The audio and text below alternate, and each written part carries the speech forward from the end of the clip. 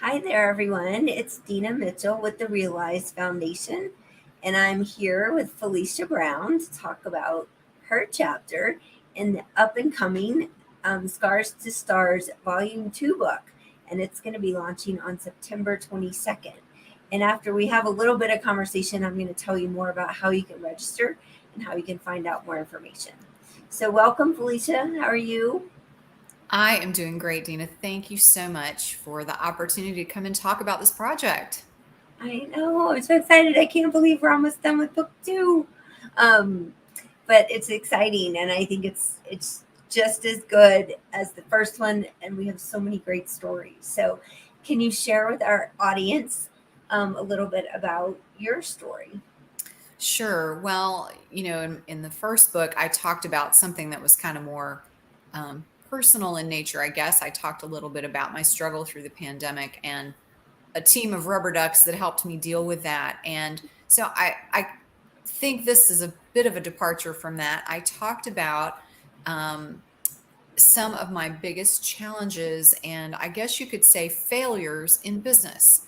As someone who's been self employed and an entrepreneur for, oh my goodness, 28 years, there's plenty more stories I could tell, but these are two of the biggest ones and ones that I felt, needed to be told.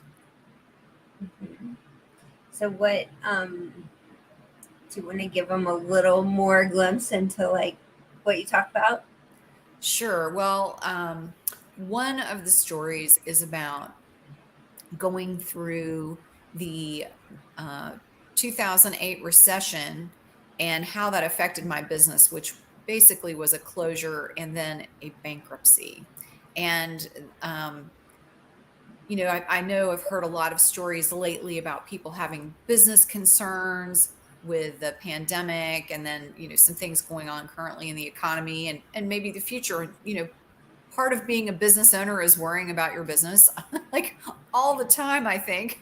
So I'm sure that anybody that owns a business or that is an entrepreneur is considering doing that, has had some of the thoughts and had some of the potentially some of the experiences I have. And I really wanted to share this story because I think it's really important to know that having a struggle like that or going through a closure or bankruptcy is just a part of business. It's not a failure. And I'm excited to share some of my insights and ahas and lessons from that. Well, thank you. I know I went through a similar situation in 2020, so I think it's more common than people realize. And there's a lot of us that never wanted to talk about it. And I think that the one good thing that's come out of the pandemic is that people are talking about things more, at least in my circles. And I'm excited about that because we need to have the hard conversations. And that's part Yeah, of our. it's interesting with entrepreneurs and business people. We're always tasked with making it sound like things are going great. Talking about how successful we are, or how busy the business is, or numbers are better, blah, blah, blah. And I think getting over the ego of that and being able to be honest and talk about, what, okay, well, things can be really good and they can also be really awful. Sometimes they're both at the same time. So being able to initiate or be part of that conversation and share my story, I know it's powerful because I've shared parts of it in other circles in my industry. But I'm really excited to bring this to a larger audience of, that all different kinds of business people and entrepreneurs um, can benefit from. Absolutely. Absolutely. So, my second question for you is just your experience being part of this project and writing your story for public consumption. Sometimes that's scary. I know you shared some of this before and had a great response. But a lot of people who write in our books are sharing things for the first time that will be public, and it sometimes is hard or scary for them. So I know you've been in, this is the second book you've written a chapter in, so just your experience overall with the Realize Foundation and Scars to Stars? Well, my experience overall, it should be pretty obvious that because I'm back, I had an amazing experience the first time. I think you, Dina, are amazing to work with. So organized and driven and focused as far as, you know, bringing the right authors together, really having a vision for the project, keeping us moving forward. I mean, it's just such a joy to work with you and to work with the editor. Um, Together, I feel like you're a real powerhouse team and created an amazing experience for me. I think I've used that word 3 times now, but a really seamless, let's use something else, a seamless experience for me as a writer. I have the benefit of not being a new writer. I've been writing for a long time for magazines. I've published several of my own books and written blogs and all kinds of other stuff. So the trepidation about writing in and of itself isn't there, but it can still be scary to share your story. And I guess if someone watching this is a potential author thinking about sharing their story here, or maybe just on your own blog or wherever, I think what I would say to you is an experience that isn't shared is wasted. So if you've gone through something that's been really challenging and you've overcome it, and you've learned some things along the way, then, why not increase the value of that experience by sharing it with others? I mean, I really think there's a gift in that, not just for the people you share it with, but also for you. Because, what's happened to me when I've shared my stories is people have come to me and told me how much it helped them. And it helped me to see that that story, while it may have been very difficult to endure at the time, had a real purpose. And the purpose wasn't just for me, that it was something bigger. You could say divinely, planned. Maybe it happened to me so I could help someone else out of their thing. So I think that that's one big piece of it. And the other thing is that there's something very freeing about being authentic and open. And I think it makes those challenges that we face later, whether it's as a business person or someone else, makes them a lot less daunting, because when you kind of put it out there and you've shared this like awful thing that's happened to you, and then you put it out there and people don't um, run screaming from you when they see you on the street, like, hey, well, I guess it wasn't as bad as I thought it was. Maybe I'm okay. So I think there's a lot of um, freedom that comes from doing that, and self-acceptance.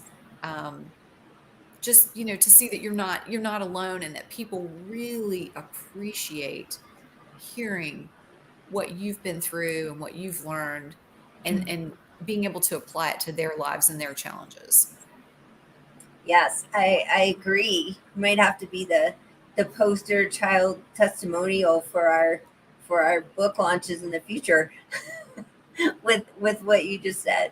But I agree, and I think for anyone listening that doesn't know, like I had a long story that I hid for over 2 decades, and when COVID happened, I started feeling called to use it to help others, and that was really really hard.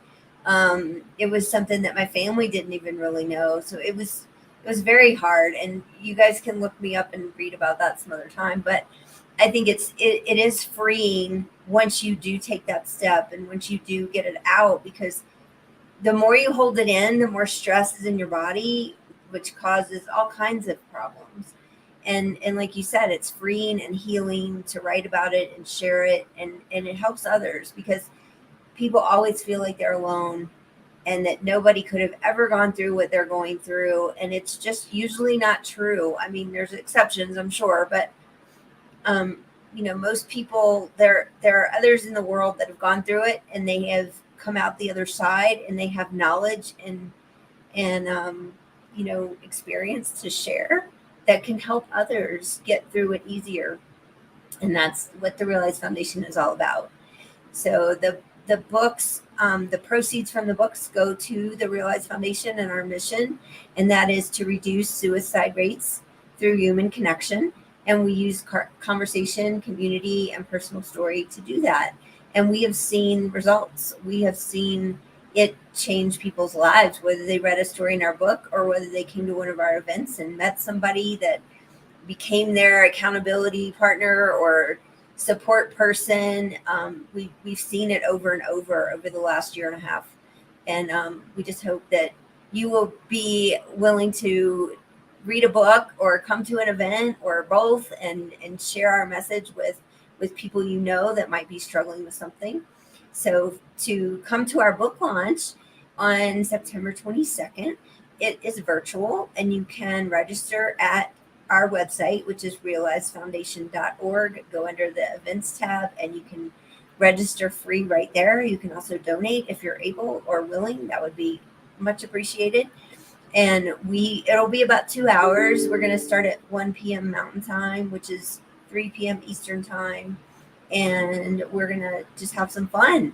And I've said on every video so far, hitting end on that first book launch event was the hardest thing I ever did, because no one wanted to leave.